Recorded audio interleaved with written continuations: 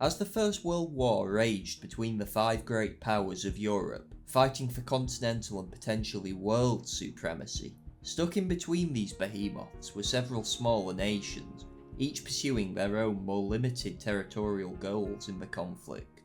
Since its unification in the mid-19th century, Italy's statesmen had tried to present her as a great power in the concert of Europe. In reality, it was clear she was not. Why on earth should Italy demand an increase in territory? A Russian diplomat remarked to Bismarck in 1878. Has she lost another battle? Yet, as the war got underway and Italy remained neutral, forsaking the Triple Alliance with Germany and Austria as a purely defensive arrangement, she suddenly became the most attractive potential ally in Europe. This left her in a position to extract territorial concessions from both the Entente and Central Powers. Germany attempted to maintain Italy's neutrality by bribing her with Austrian territory, including the Trentino region. This offer was far below Italy's expectations. Her political elite were generally made up of Anglophiles, whilst the country itself was dependent on British coal and other resources. Added to this were the territories the Entente were prepared to promise Italy, effectively everything Rome wanted from the Habsburg Empire, uniting the Italian minorities in these regions.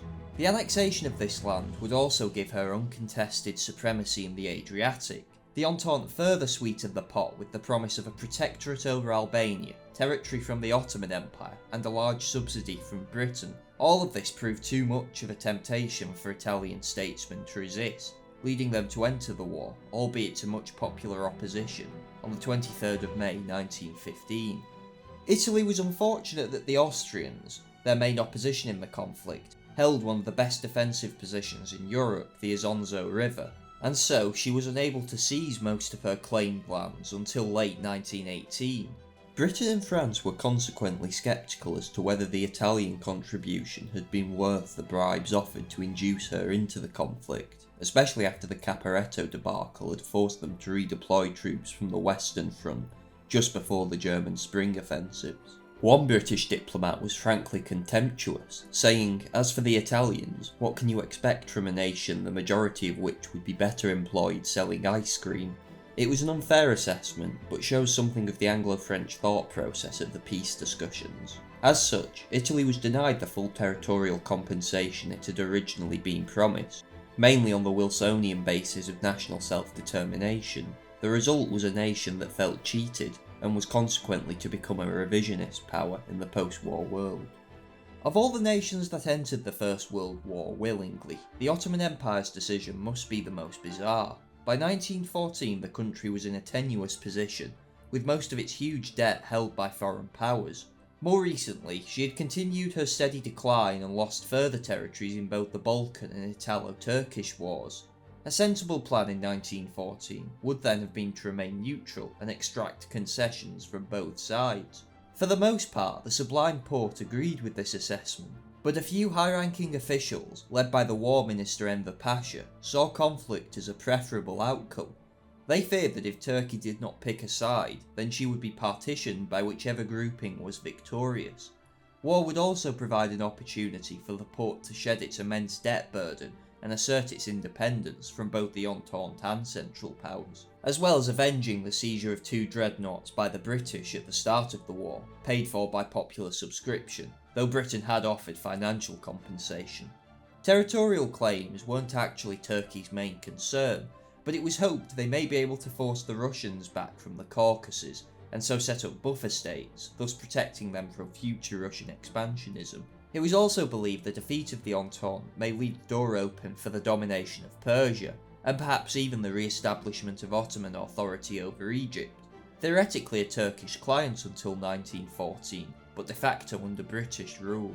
The Turks had also made clear that if Greece joined the war, they desired the Aegean Islands, and there was some talk of retaking Cyprus and Crete, never a realistic proposition. The capitulation of Russia in 1918 did allow the Turks to move into the Caucasus, though it's debatable as to whether they or the Germans would have dominated the region had the Central Powers won.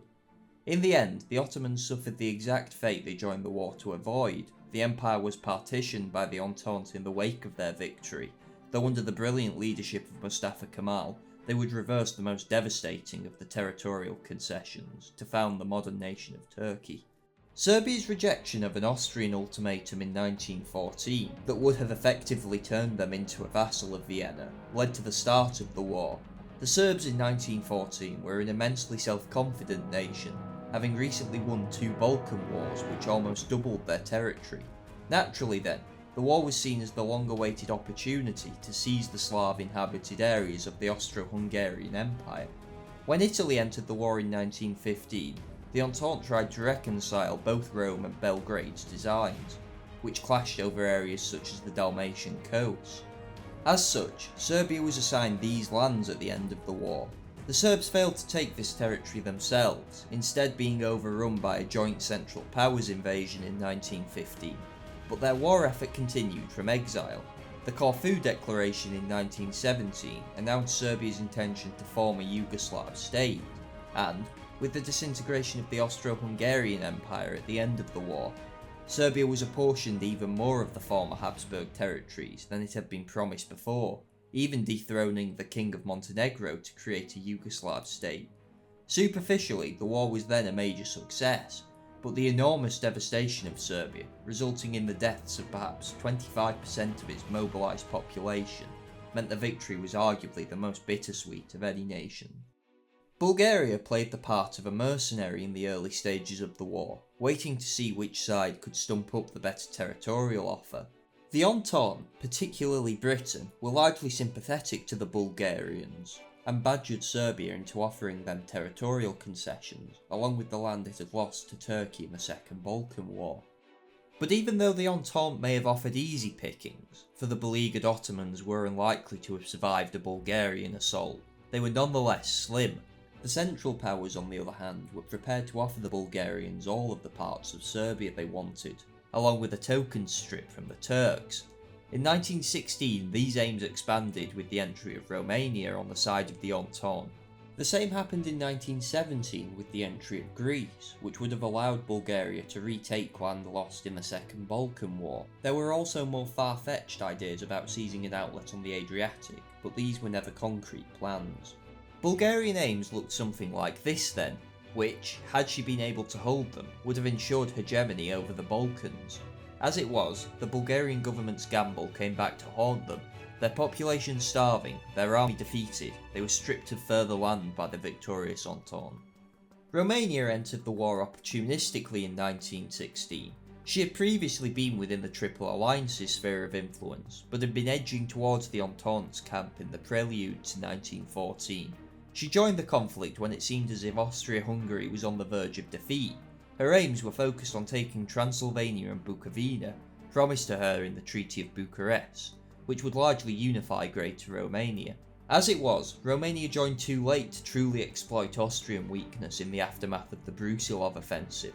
Instead, its largely outdated army was quickly routed. Nevertheless, the nation wasn't defeated. What remained of their forces reorganised with Russian aid and proved quite effective for the rest of the conflict, but they were left in an impossible position in early 1918 when Russia exited the war. Consequently, they signed a devastating separate peace with the Central Powers, though they were given Bessarabia from the collapsing Russian state in compensation. Ultimately though, the king refused to ratify the treaty, a gamble that was to pay off later that year. In late 1918, with Habsburg power collapsing, Romania re-entered the war, so as to have a say in the post-war settlement. The Entente, keen to bring the hammer down on the Hungarians, apportioned Romania practically all of the land it hoped for. It's perhaps ironic that the only Entente power to actually be forced into making a separate peace was also the one to come out of the conflict with far more than it had first aimed for. The only nation in Europe that the outbreak of war was potentially good for was Greece. The nation was only weeks off entering into a third Balkan War with the Ottomans over the Aegean Islands, and with 2 dreadnoughts soon to be arriving at Constantinople, it was unlikely to be one the Greeks would win. In theory then, it would have made perfect strategic sense for the Greeks to harness the Entente's overwhelming naval supremacy by entering the war and secure their safety by defeating Turkey. As it was, Greek politics was irrevocably divided over the war, a division for the sake of brevity I won't go into here. To oversimplify, much of the country wished to side with the Entente, reflected by the nation's brilliant Prime Minister Venizelos, who favoured a scheme proposed by the British that would have seen Greece give land to the Bulgarians, bringing them into the fold, in return for large concessions in Anatolia once the Ottomans were defeated. The king, however, with strong ties to Germany, refused to abandon neutrality. The national schism that followed paralysed Greek foreign policy, and it was not until 1917 the nation tentatively entered the conflict. They were promised major territorial concessions to do so, though notably not Constantinople, a long-held Greek desire. In the end, Greece was apportioned most of what it wanted with the Treaty of Sèvres, which, had Athens been able to hold the territory, would have fulfilled much of the Megali idea. But her attempts to impose Greek authority in Asia Minor were thwarted in the Greco-Turkish War. In almost all cases, the great powers tried to tempt these minor countries into the war with exaggerated promises of territory that only later served to get in the way of a negotiated peace. The Austrian Emperor's tentative peace offers, for example, were rebuffed in 1917 by the Entente, on the basis the Italians would understandably not be willing to abandon their war aims after so much bloodshed. Most arguably overperformed militarily, but diplomatically, the cost to either the Entente or Central Powers was probably not worth it.